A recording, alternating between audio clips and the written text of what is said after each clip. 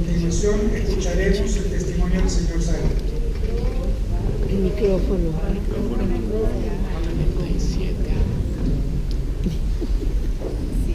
Buenas tardes y en primer lugar, muchísimas gracias por esta invitación, que es un honor para mí. Voy a tratar de ser relativamente breve. Vivía en Praga, en aquel entonces Checoslovaquia, hasta 1931, cuando en 1939 el país fue dominado por el nazismo. Y en 1942 fui obligado con mi papá y con mi mamá a unirnos al transporte que nos llevó al campo de concentración de Terezín. Al llegar allá, las primeras impresiones, por supuesto, eran muy negativas y tristes. Inclusive tuvimos que caminar casi 4 kilómetros desde donde nos dejó el tren que nos llevaba desde Praga.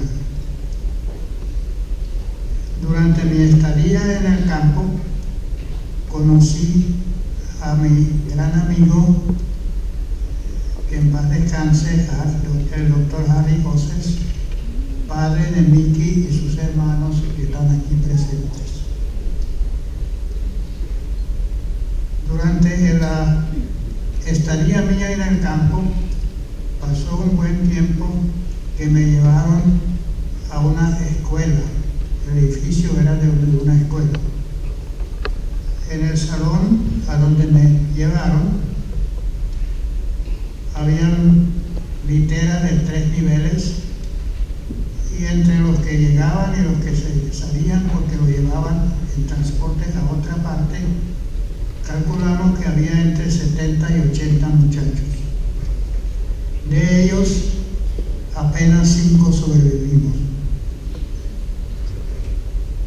Ahora ustedes se preguntarán, ¿qué pienso yo como una de las pocas personas sobrevivientes? Después de la guerra, pensando en lo que le pasa a mucha gente que atraviesa momentos trágicos de cualquier naturaleza y sean uno de los pocos que hayan sobrevivido, sea un accidente, sea cualquier otro tipo de desastre, que les da un cierto sentimiento de culpa y responsabilidad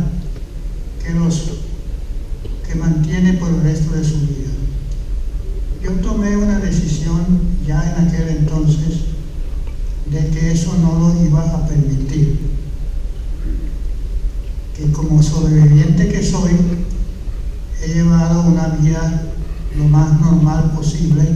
Estoy muy consciente de la casualidad de ser uno de los pocos que han sobrevivido y todavía están en sus cabales, para decirlo así en términos populares, pero no he querido caer en una depresión a raíz de eso. En el campo logramos con un amigo mío que se llamaba Martin Glass a escribir una revista que era un solo original, gracias a mi señora mamá, que trabajaba en la administración central y tenía acceso a papel y lápiz. Donde estuvimos en el salón ese, nos ayudábamos uno a otro e inclusive fundamos una especie de Boy Scouts clandestinos, con lo cual nos manteníamos emocionalmente protegidos y activos. La vida en el campo era dura y yo era un niño bastante enfermizo. Llegué a tener principio de fiebre tifoidea y otras enfermedades, y sin embargo aquí estoy. tenían era que me tenían que operar detrás de las orejas para sacar de ahí con una inflamación. Quien me operó fue otro preso, por supuesto, pero necesitaban para eso un martillo y un cincel. Y yo en aquel entonces trabajaba como aprendiz de un plomero. Presté los instrumentos míos a los médicos que me operaron, que los esterilizaron de alguna manera y después me lo devolvieron y seguía trabajando con esos mismos instrumentos por el tiempo que se necesitaba. La liberación del campo ocurrió en mayo de 1945.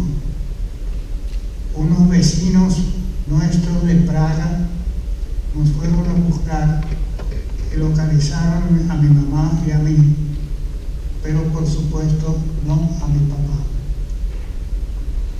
A mi padre se lo llevaron a otro campo para no verlo más nunca en la vida.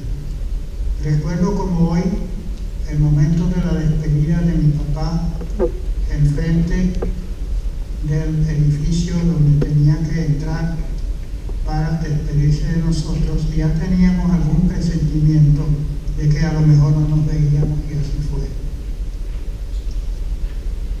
Después de la guerra, al regresar a Praga, he podido ser testigo de un cierto sentido de antisemitismo por parte de la población checa. Eso era muy doloroso, porque el antisemitismo durante la guerra era entendido y generalizado, pero encontrarlo después de la guerra, que inclusive alguien me hubiera dicho: ¿y por qué no te quedaste en el campo? ¿Y por qué estás aquí? Eso era muy doloroso. Yo me inscribí en el bachillerato en el año que me correspondía, y para hacer la historia más corta, el hermano de mi papá logró salir de Checoslovaquia poco antes de llegar Hitler y llegó como emigrante a Venezuela. Él se ocupó de buscar a mi mamá y a mí.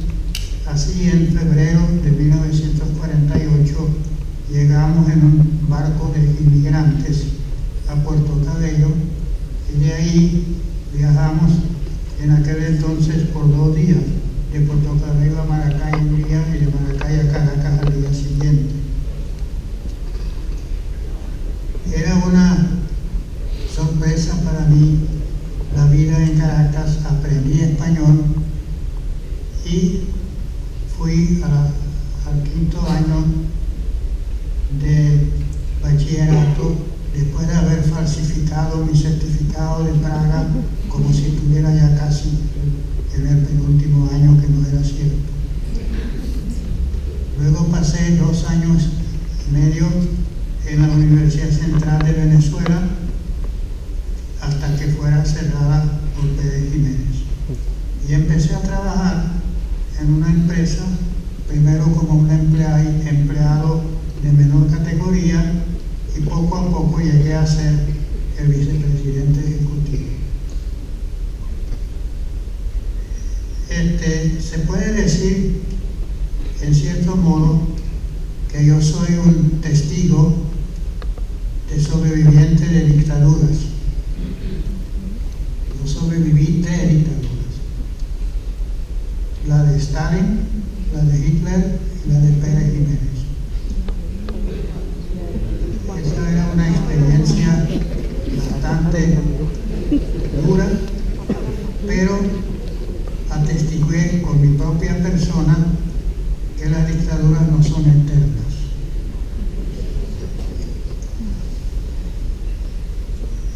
Yo quiero concluir con darle las sinceras gracias a los organizadores de este evento la oportunidad que me han dado de dirigirme especialmente a ustedes y agradeciéndome